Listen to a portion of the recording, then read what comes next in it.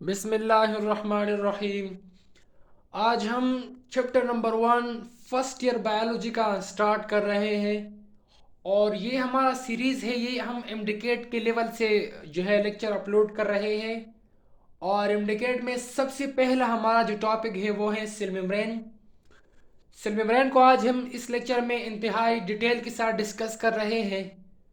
तो सबसे पहला अगर हम देखें सेल मेम्ब्रेन के लिए हम जो है अदर टर्म भी इस्तेमाल कर सकते हैं। जैसा कि आप देख सकते हैं कि सेल मेम्ब्रेन को हम प्लाज्मा मेम्ब्रेन या प्लाज्मोलेमा या इसके लिए वर्ड हम सार्कोलेमा सार्कोलेमा का वर्ड सेल मेम्ब्रेन के लिए हम तब भी इस्तेमाल कर सकते हैं अगर हम जब इसको स्केलेटल मसल में स्टडी कर रहे हैं। और सेल मेम्ब्रेन को हम एक्सोलीमा का वर्ड भी इस्तेमाल कर सकते हैं अगर हम उसको एग्जाम में देखें। यानी आप एग्जाम में सेल मेम्ब्रेन को फिर एक्सोलीमा कहेंगे। और सेल मेम्ब्रेन को हम सेल सरफेस मेम्ब्रेन भी कहेंगे, या सेल मेम्ब्रेन को आप ओलीमा का वर्ड भी इस्तेमाल कर सकते हैं। यानी गैमेट सेल में उसको ओलीमा का वर्ड इस्तेमाल कर सकते हैं। इसके बाद हम पढ़ेंगे इसकी प्रेजेंस के हवाले से कि किस ऑर्गेनिज्म में पाया जाता है। तो it is present in all cell.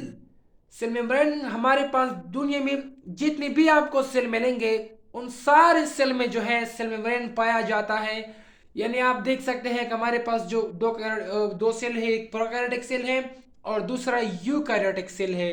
तो दोनों में ही सेल मेम्ब्रेन को पाया जाता है। इसके लिए इसलिए हम वर्ड इस्तेमाल कर सकते हैं कि cell membrane is a universal component. यानी आप इसको यूनिवर्सल कंपोनेंट इसलिए कहेंगे क्योंकि बिकॉज इस दुनिया में जितने भी लिविंग ऑर्गेनिज्म हैं जो कि सेल से मिलकर बने हुए हैं उन सारे ऑर्गेनिज्म में जो है सेल मेम्ब्रेन पाया जाता है। इसके बाद हम देखेंगे cell membrane it is the outer most boundary of animal cell mycoplasma and some protist.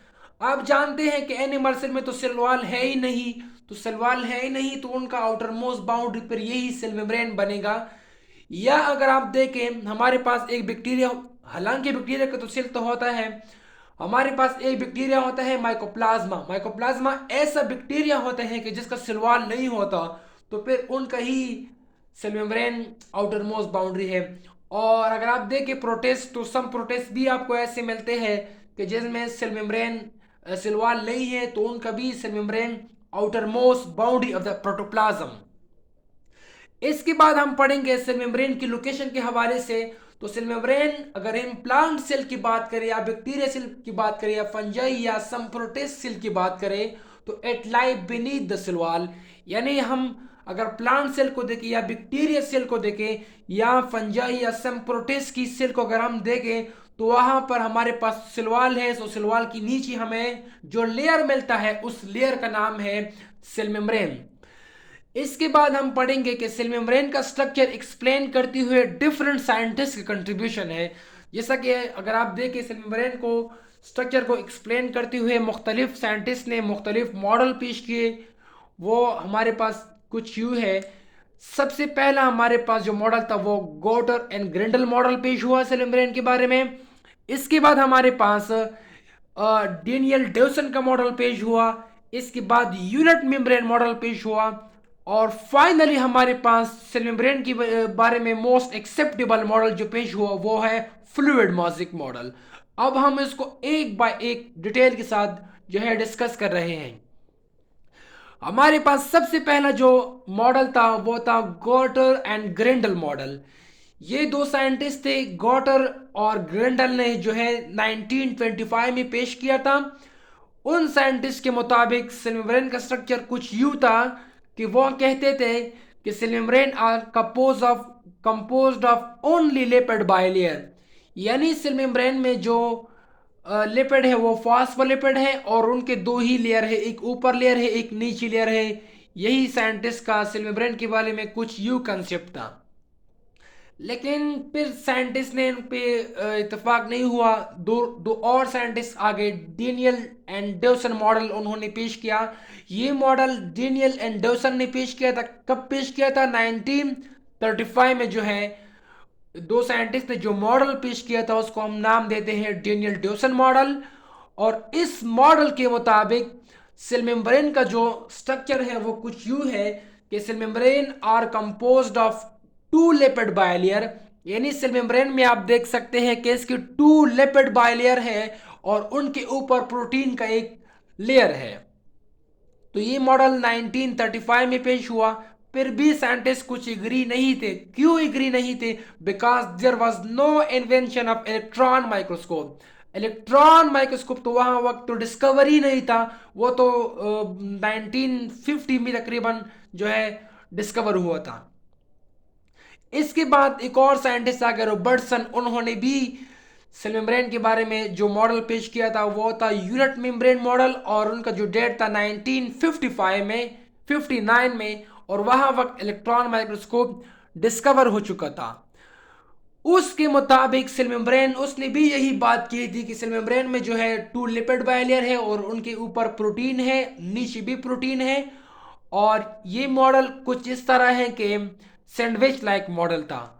लेकिन फिर भी साइंटिस्ट कुछ एग्री नहीं थे। तो 1972 में फाइनली हमारे पास एक मॉडल पेश हुआ जो कि most acceptable model in all over the world, which is called fluid मॉजिक model. ये मॉडल जो है सिंगर एंड निकोलसन ने प्रपोज किया था, 1975 में प्रपोज किया था, और ये हमारे पास मोस्ट एक्सेप्टेबल मॉडल था। उस मॉडल के मुताबिक सेल मेम्ब्रेन का स्ट्रक्चर कुछ यूं है कि cell membrane are composed of lipid bilayer in which protein are embedded. Cell membrane हमारे पास प्रोटीन लिपिड बाइलेयर से मिलकर बना हुआ है और उनके प्रोटीन में एम्बेडेड है, यानी टू लिपिड बाइलेयर की जो है प्रोटीन एम्बेडेड है। और उनको कुछ इस तरह भी हम कह सकते हैं कि cell membrane is a sea of lipid and which protein are floating. Cell membrane हमारे पास ये लिपिड का एक सी होता है, समंदर होता है, और उनमें जो है प्रोटीन फ्लोटिंग कर रहे हैं, तैरते हैं। अगर आप इसकी स्ट्रक्चर को देखें फ्लूइड मॉजिक मॉडल की, तो स्ट्रक्चर हमारे पास क्या है कि इसमें जो है टू लिपिड बाइलेयर है, और जो है आप देख सकते हैं कि इनमें प्रोटीन है, एक प्रोटीन है जो कि एम्बेडेड फॉर्म में है, दूसरा है पार्शियली एम्बेडेड, और एक है फुली एम्बेडेड। इसके बाद इसके अगर हम कंपोनेंट की बात करें तो सेल मेम्ब्रेन में फ्लूइड मॉजिक मॉडल में सेल मेम्ब्रेन का, इसके मुताबिक सेल मेम्ब्रेन में कौन से कंपोनेंट है? इसमें है lipid, protein, carbohydrate and cholesterol. जो लिपिड का परसेंटेज है सेल मेम्ब्रेन में वो है हमारे पास 20 to 40%, और जो है प्रोटीन का कंट्रीब्यूशन है 60 to 80%, और कार्बोहाइड्रेट हमारे पास 1 to 10% होगा, और वो भी in the form of conjugate molecule like glycoprotein and glycolipid. इसके बाद हमारे पास एक और कंपोनेंट है, वो है कोलेस्ट्रॉल। अब इसके बाद हम पढ़ेंगे इसकी जो कंपोनेंट है, जिस तरह आपने देखा लिपिड है, प्रोटीन है, कार्बोहाइड्रेट है और कोलेस्ट्रॉल है। अब इसको हम एक बाय एक को डिस्कस कर रहे होते हैं। सबसे पहले अगर हम लिपिड की बात करें तो हमारे पास सेल मेम्ब्रेन में जो लिपिड है वो 20 to 40% उनका कंट्रीब्यूशन है, और सेल मेम्ब्रेन में जो स्पेशली लिपिड है वो फास्फोलिपिड है, और फास्फोलिपिड में स्पेशली फास्फेटिडाइकोलिन लिपिड है, और इसको हम जनरली लेसिथिन भी कहेंगे। इस फास्फोलिपिड के दो कंपोनेंट है, एक हेड है और दूसरा टेल है। हेड हमारे पास पोलर है जो कि वाटर में सॉल्युबल है, इसलिए हम उसको हाइड्रोफिलिक भी कहेंगे, और टेल है हमारे पास नॉन पोलर है और इसको हम हाइड्रोफोबिक कहेंगे, यानी वाटर से ये हल नहीं होता। ये आप देख सकते हैं हमारे पास इसका हेड होता है, ये टेल होता है। हेड अगर आप देखें तो इसका हम अगर कंट्रीब्यूशन को देखें यानी कंपोजिशन की बात करें इसकी, तो इसमें हमारे पास ये देख सकते हैं कुलीन है जो कि एक नाइट्रोजनस बेस है, फॉस्फेट है और ग्लाइसिरोल है। और अगर हम इसकी टेल की बात करें तो टेल हमारे पास हाइड्रोफोबिक होते हैं जो कि वाटर में इनसॉल्युबल होते हैं। लेकिन यहाँ पे आप देख सकते हैं जो किंक आ रहा होता है ये basically between the fatty acid double bond होता है। और ऐसा लिपिड कि जिसका एक एंड हाइड्रोफिलिक होता है, दूसरा एंड हाइड्रोफोबिक होता है, इस किस्म के लिपिड को हम कहेंगे एम्फीपेटिक लिपिड। यानी एम्फीफेटिक लिपिड वो लिपिड होता है कि जिसका एक एंड पोलर होता है, दूसरा नॉन पोलर होता है। इस किस्म के लिपिड को हम नाम देते हैं एम्फीफेटिक लिपिड। इसके बाद हम पढ़ेंगे प्रोटीन। तो हमारे पास प्रोटीन सेल मेम्ब्रेन में जो प्रोटीन का कंट्रीब्यूशन है वो 60 to 80% है। यानी बाज सेल में आपको ये 60 नजर आएगा, बाज में 80, बाज में इनके दरमियान। और प्रोटीन के जो टाइप्स है वो on the basis of their position, हमारे पास एक होता है इंट्रिंसिक, दूसरा एक्सट्रिंसिक। इंट्रिंसिक वो प्रोटीन होते हैं जो कि सेल मेम्ब्रेन की एम्बेडेड होते हैं, यानी फुली, यानी एक तरफ से दूसरी तरफ तक फुली एम्बेडेड प्रोटीन अगर आप ऑब्जर्व करें, वो हमारे पास कौन सा होगा, इंट्रिंसिक प्रोटीन, या इसके लिए हम वर्ड इंटीग्रल प्रोटीन भी कह सकते हैं। अब इसकी बहुत सी टाइप्स है, जिस तरह आप देख सकते हैं चैनल प्रोटीन है, कैरियर प्रोटीन है, लिंकर प्रोटीन है और रिसेप्टर प्रोटीन है। इसको हम एक बाय एक डिस्कस कर रहे होते हैं। इसके बाद हम सबसे पहला चैनल प्रोटीन पे आते हैं।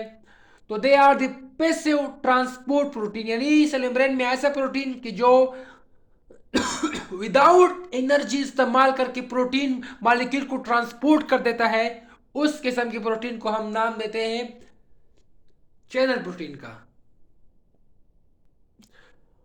और ये प्रोटीन हमारे पास protein which provide open channel for the movement of ions और पोलर मॉलिक्यूल, यानी इस प्रोटीन के जरिए सेल से अंदर या बाहर जितनी भी आयंस है या पोलर मॉलिक्यूल है उनको भी ट्रांसपोर्ट किया जाता है। तो इसलिए इसकी वजह से हम उसको एक और नाम भी दे सकते हैं, they are also called gate. अगर आप देखें सोडियम गेट है, इस पे चार्ज है, potassium gate, calcium gate, H2O gate, ATP gate, impulse वगैरह। इसके बाद हम पढ़ेंगे इसका जो नेक्स्ट पार्ट है, टाइप है, वो है कैरियर प्रोटीन। ये हमारे पास वो प्रोटीन है जो कि सब्सटेंस को यानी आयनिक मॉलिक्यूल को यानी आयनिक कंपाउंड को ट्रांसपोर्ट कर देते हैं from low region to high region with the consumption of ATP.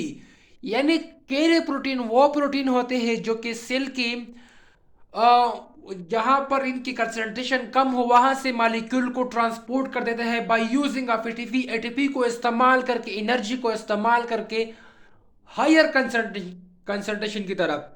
तो इसके लिए हम वर्ड इस्तेमाल करेंगे they are the active, they are involve in active transport. यानी के प्रोटीन हमारे पास वो प्रोटीन होते हैं जो कि सब्सटेंस तो मूव करते हैं, लेकिन कहां से, from region low concentration to high concentration. यहां पर ये प्रोटीन एनर्जी इस्तेमाल करके मूवमेंट ऑफ सब्सटेंस के लिए, इसलिए they are also called ATP driven protein. इसको एटीपी इस्तेमाल करना पड़ेगा। इसके बाद हमारे पास इसका एक और टाइप है लिंकर प्रोटीन। ये हमारे पास वो प्रोटीन होते हैं जो कि मेम्ब्रेन पे प्रेजेंट होती है, किस मकसद के लिए, because of attach of the substances. यानी लिंकर प्रोटीन वो प्रोटीन होते हैं जो कि मेम्ब्रेन पे तो अटैच होते हैं, लेकिन ये प्रोटीन क्या करता है, ये प्रोटीन दूसरे सब्सटेंस को मेम्ब्रेन पे अटैच करवा देता है। जिस तरह फॉर एग्जांपल हमारे पास अगर आप देखें तो रफ एंडोप्लाज्मिक रेटिकुलम पे जो प्रोटीन अटैच है वो प्रोटीन भी बेसिकली लिंकर प्रोटीन की वजह से अटैच है। इसके बाद हमारे पास प्रोटीन का आखिरी टाइप है रिसेप्टर प्रोटीन। ये प्रोटीन सेल के मेम्ब्रेन पे ऊपर से प्रेजेंट होती है, और ये किस लिए, क्या कम, ये basically they are involve in receive of foreign substance which get enter to the cell. यानी वो उन सब्सटेंस को रिसीव कर देता है जो कि एंड सेल को अंदर एंट्री कर रहा हो। फॉर एग्जांपल अगर आप देख सकते हैं हार्मोन रिसेप्टर, एंटीजन वगैरह। इसके बाद हम इसके role of glycoprotein and glycolipid पढ़ेंगे। तो ग्लाइकोप्रोटीन और ग्लाइकोलिपिड का रोल कुछ यूं है कि act is a receptor side, यानी जितने भी रिसेप्टर है यानी हमारे बॉडी में, यानी स्टिमुलाई को रिसीव करना किसका काम होता है, ग्लाइकोप्रोटीन एंड ग्लाइकोलिपिड। इसके बाद हमारे पास रोल ऑफ कोलेस्ट्रॉल। कोलेस्ट्रॉल हमारे पास at maintain the fluidity of the membrane. Membrane की फ्लूइडिटी को भी मेंटेन रखना किसका काम होता है, कोलेस्ट्रॉल का। इसके बाद it provide strength to the membrane, यानी मेम्ब्रेन को, जब मेम्ब्रेन सख्त होता है, it is due to cholesterol, यानी स्ट्रेंथ प्रोवाइड करना मेम्ब्रेन को, basically it is the function of cholesterol. अब लास्ट में हम पढ़ेंगे इसकी फंक्शन के बारे में। तो सेल मेम्ब्रेन का एक फंक्शन है ट्रांसपोर्टेशन, ये तो आपको पता होगा कि इसके ट्रांसपोर्ट करना सब्सटेंस को आइदर बाय डिफ्यूजन और बाय एक्टिव ट्रांसपोर्ट, यहाँ पे हम लिखते हैं। और हमारे पास जो ट्रांसपोर्टेशन है ये बेसिकली या तो पैसिव ट्रांसपोर्ट होगा या एक्टिव ट्रांसपोर्ट होगा। अगर पैसिव हो तो वो एनर्जी नहीं खर्च करेगा, अगर एक्टिव हो तो वहां पर ये एटीपी को जो है कंज्यूम कर देता है। इसके बाद हमारे पास सेल मेम्ब्रेन जो है ये हमारे पास फुली परमिएबल है फॉर नॉन पोलर मॉलिक्यूल, यानी ऐसा मॉलिक्यूल जो नॉन पोलर हो उनके लिए सेल मेम्ब्रेन फुली परमिएबल है, और वो मॉलिक्यूल के जो पोलर होते हैं उनके लिए ये इम्परमिएबल होते हैं। तो that's why they are called semi permeable. Cell membrane को हम बाज़ औक़ात कहेंगे they are the selectively permeable membrane. हम सेल मेम्ब्रेन को सेलेक्टिवली परमेबल क्यों कहेंगे? बिकॉज ऑफ द प्रोटीन, यानी उसकी प्रोटीन को जो है सिलेक्शन करेगा सब्सटेंस की to enter and out of the cell. Cell की कोई सब्सटेंस एंटर कर रहा हो या सेल से बाहर जा रहा हो, उनका डिसीजन कौन लेता है? प्रोटीन लेता है। That's why they are called selectively permeable membrane. या बाज़ औक़ात हम कहेंगे cell membrane are the differentially permeable membrane. इसको हम डिफरेंशिएट कर सकते हैं between polar molecule and non polar molecule. It is due to the lipid, यानी लिपिड यानी फॉस्फोलिपिड सेल मेम्ब्रेन को जो है डिफरेंशियली परमेबल बनाता है, और जो प्रोटीन होते हैं वो basically they enable for selection. That's why they are called selectively permeable membrane और डिफरेंशियली परमेबल मेम्ब्रेन। इसके बाद इसका एक और फंक्शन है to separate cell content from outer environment, यानी ये बेसिकली एनिमल सेल का एक बाउंड्री होता है जो कि आउटर एनवायरनमेंट से एक सेल को दूसरे सेल से सेपरेट कर देता है। As it impermeable to polar molecule, जैसा कि हम जानते हैं कि ये सेल मेम्ब्रेन जो है इम्परमेबल है पोलर मॉलिक्यूल के लिए, यानी पोलर मॉलिक्यूल की ये एंट्री नहीं देता, लेकिन फिर भी तो पोलर जरूरी होती है। किस लिए? To maintain neutron. अगर सेल कोई न्यूट्रन लेता है, अगर वो पोलर मॉलिक्यूल हो तो ये परमिशन नहीं देता। यही इसलिए भी ज़रूरी होता है कि वो एक्टिवली ट्रांसपोर्ट हो जाए, या टू एक्सक्रीट वेस्ट, वहाँ पे जो वेस्ट बनते हैं उनको एक्सक्रीट कर देना, बाज़ों का वो पोलर होते हैं। या टू एक्सक्रीट यूजफुल सब्सटेंस, यानी सेल जब प्रोटीन बनाता है या एंजाइम या हार्मोन बनाता है उनको सिक्रीट करना। या to generate ionic gradient for nervous and muscular activity, यानी आयनिक ग्रेडियंट को मेंटेन रखना भी किसका काम होता है? सेल मेम्ब्रेन कर सकता है ये।